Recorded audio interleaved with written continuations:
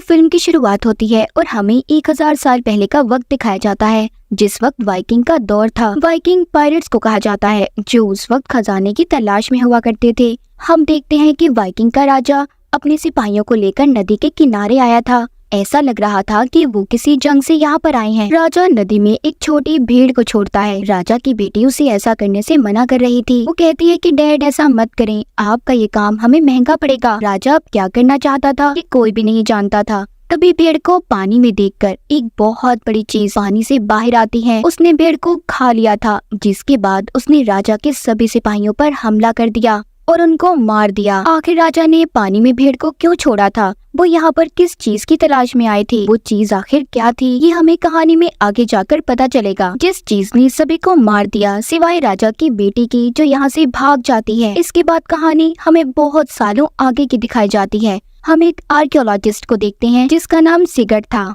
वो अपनी पुरानी चीजों पर रिसर्च किया करता था। उनके बारे में जानना, उनका पता करना, ये काम सिगर्ट को बहुत पसंद था। वो कई सालों से वाइकिंग्स पर रिसर्च कर रहा था। वो और उसकी बीवी कुछ ऐसी बातों को मानते थे जिन पर आजकल बहुत कम लोग हैं जो यकीन करते हैं। सिगर्ट और उसकी बीवी ने वाइकिंग्स पर बहुत रिसर्च की। उनको पता चला कि उनका समुद्री जहाज अपने इलाके से कई मीलों दूर गया था। उनका जहाज तो मिल जाता है और उनके कुछ आर्टिफैक्ट्स भी, यानी कि कुछ पुरानी चीजें भी मिली थी, मगर वो वाइकिंग्स इतने दूर क्यों गए थे? उस बात का जवाब आज तक किसी के पास नहीं था। और यही बात थी, सेगर्ट इन बातों का जवाब जानना चाहता था। मगर सेगर्ट और उसकी बीवी इस बात को मानते थे कि क्या पता वाइकिंग्स अपना खजाना छुपाने के लिए इतने दूर गए, लेकिन उनके पास इस बात का कोई सबूत नहीं था। इसीलिए उनकी बात पर कोई यकीन भी नहीं करता था। सिगर्ट के 2 बच्चे हैं। उसकी बीवी की कैंसर की वजह से मौत हो गई थी। वो एक म्यूजियम में काम किया करता था। सिगर्ट अक्सर अपने काम में इतना मसरूफ हो जाता कि अपने बच्चों को सही से वक्त भी नहीं दे पाता था। इसलिए अक्सर सिगर्ट की बेटी उससे नाराज रहा करती थी। सिगर्ट ने आज जितनी भी चीजों पर रिसर्च की, उसके म्यूजियम में प्रेजेंटेशन थी। वहाँ पर म्यूजियम का मालिक उससे कहता है,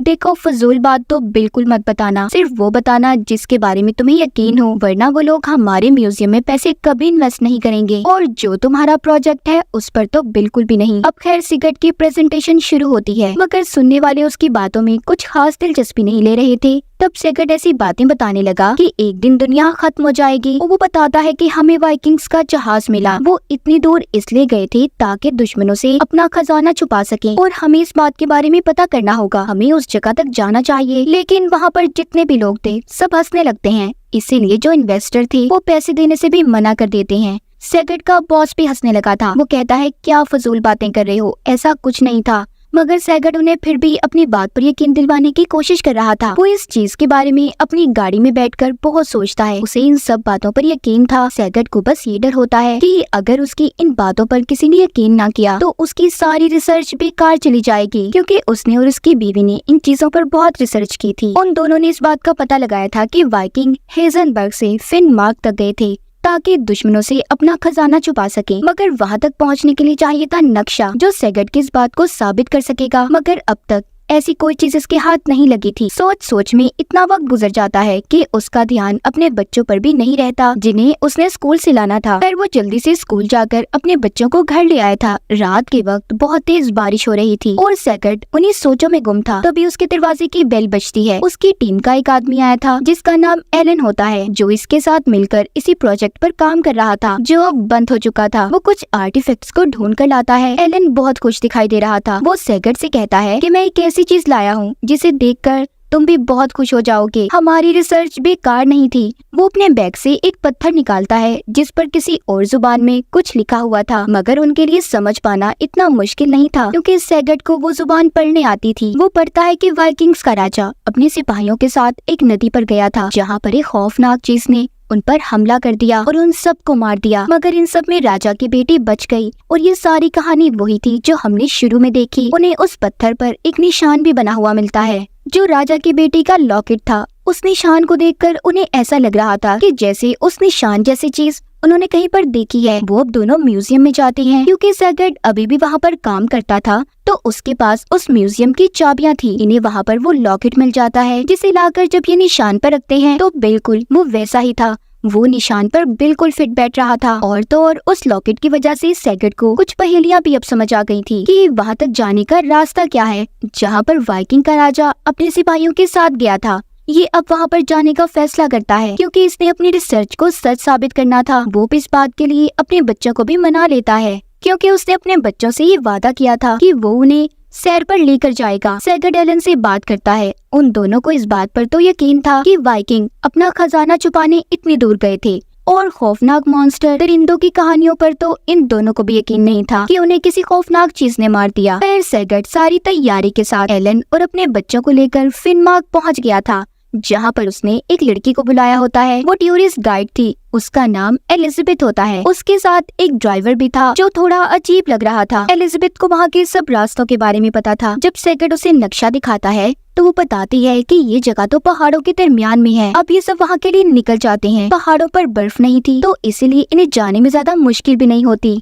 अब जब ये उस नदी के पास पहुंच जाते हैं जहां पर इन्हें जाना था तो आगे रास्ता बंद होता है। ड्राइवर उन्हें बताता है कि सदियों पहले यहाँ पर 2 राज खनानों में जंग छिड़ गई थी। इस जगह को कब्जे में ले लिया गया था, तो जिसके बाद गवर्नमेंट ने इस जगह को बंद कर दिया और आज तक बंद है। तभी यहाँ पर एलन उस फेंस बाड़ को काट देता है। अब यहाँ पर जब कोई भी नहीं था तो असूल कैसे? इस जगह पर मच्छर भी बहुत थे। जाहिर है ये घना जंगल जो था। एलिजाबेथ सैगट की बेटी को लोशन लगाती है। तब बात करते हुए उसे सैगट की बेटी से पता चलता है कि उनकी मॉम की मौत हो चुकी है, यानी कि सैगट की बीवी इस दुनिया में नहीं है। ये सुनकर एलिजाबेथ थोड़ा दुखी हो गई थी। फिर ये आगे बढ़ते हैं। आगे जाने पर इन्हें जंग का सामान मिलता है जो रशियन जंग के दौरान यहाँ पर छोड़कर चले गए थे। यहाँ पर कई सालों से कोई भी नहीं आया था, मगर इनकी मंजिल ये नहीं थी, बल्कि इन्हें तो एक आइलैंड पर जाना था जो नदी के बीचों बीच बना हुआ था। दिखने में वो बिल्कुल एक आग जैसा था जिसका नाम आई ऑफ ओडिन होता है। इन्हें जल्दी वो नजर आ जाता है। अब ये सब मिलकर लकड़ी से एक कश्ती बनाते हैं और उस आइलैंड पर पहुंच गए थे। सैगट और उसकी बीवी की रिसर्च के मुताबिक तो वाइकिंग का खजाना यहीं पर होना चाहिए था। ये सब अब उस खजाने को ढूंढने लगते हैं, मगर उन्हें गोलियों के अलावा वहाँ पर कुछ भी नहीं मिलता। तभी ड्राइवर सैगट की डायरी पढ़ने लगता है जिसमें खजाने के बारे में काफी जानकारी थी, मगर सैगट ने उससे अपनी डायरी ले ली थी क्योंकि वो नहीं चाहता था कि इस बात का हर किसी को पता चले। सैगट के बच्चे यहाँ पर आकर काफी बोर हो जाते हैं। वो अब घर जाना चाहते थे,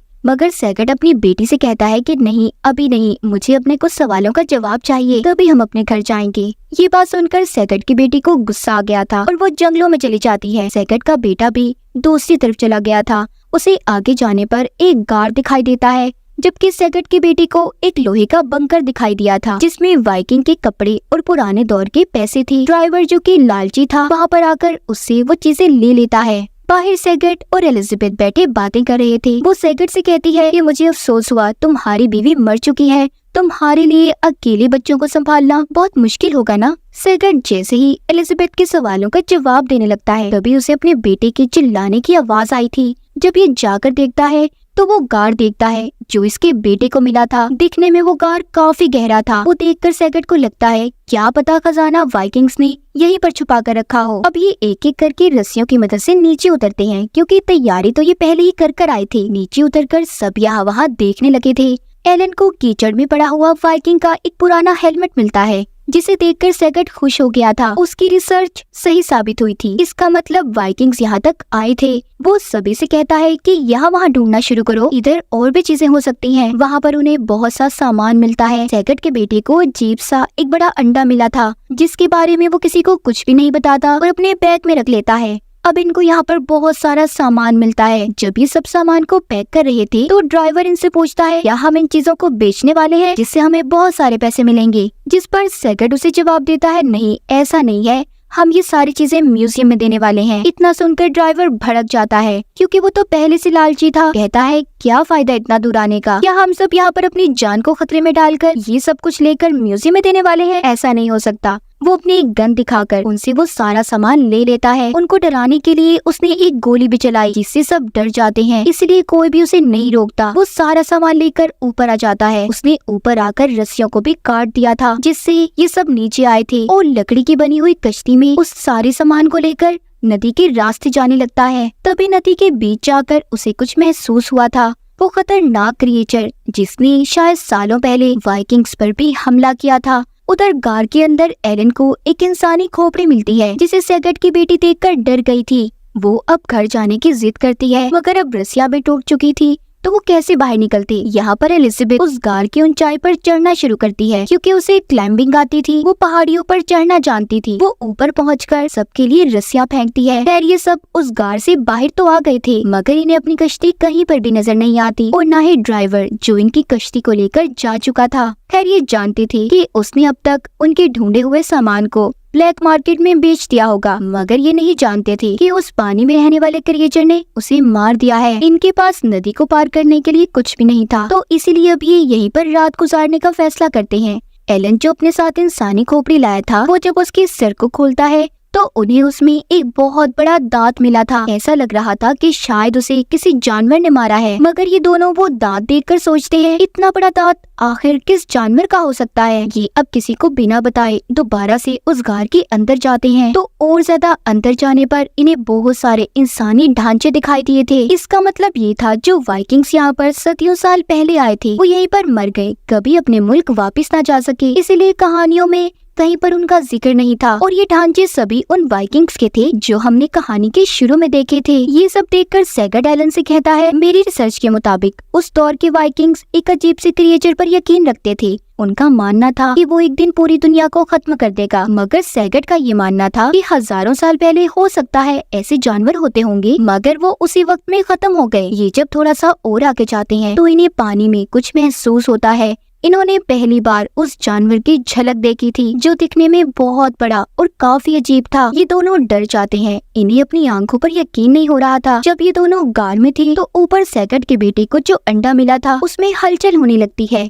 हलचल की आवाज से सैगट के बच्चे जाग गए थे। उस अंडे में से तभी एक सांप निकलता है। उसको जब सैगट का बेटा खाना खिलाता है तो उस सांप ने सैगट के बेटे के हाथ से खाना तो खा लिया था, मगर अब वो उस पर हमला करने वाला था। तभी बच्चों के शोर से एलिजाबेथ भी जाग जाती है। उसने उस सांप के बच्चे को एक बॉक्स में बंद कर दिया था, मगर वो लगातार अजीब अजीब आवाजें निकाल रहा था, जो आवाजें पानी में रहने वाले क्रिएचर तक पहुंच जाती हैं। एक रस्सी पानी में थी जिससे वो टूटा हुआ बंकर का हिस्सा बंधा हुआ था, जिसमें सैगट के बच्चे और एलिजाबेथ थे। वो क्रिएचर अब उस रस्सी को पानी में खींच लेता है। तभी सैगट और एलन भी गार से बाहर आ जाते हैं। सैगट जल्दी से उस दरवाजे को खोलने की कोशिश करता है ताकि अपने बच्चों और एलिजाबेथ को बचा सके। उसने अपनी बेटी और एलिजाबेथ को तो निकाल लिया था, मगर उसका बेटा अभी भी उस बंकर के अंदर था। बाहर एक दरख्त की वजह से वो रुक जाता है। इस बात का फायदा उठाकर सैगट ने अपने बेटे को भी बचा लिया था। सब बहुत ज्यादा डर चुके थे, खास तौर पर सैगट के बच्चे।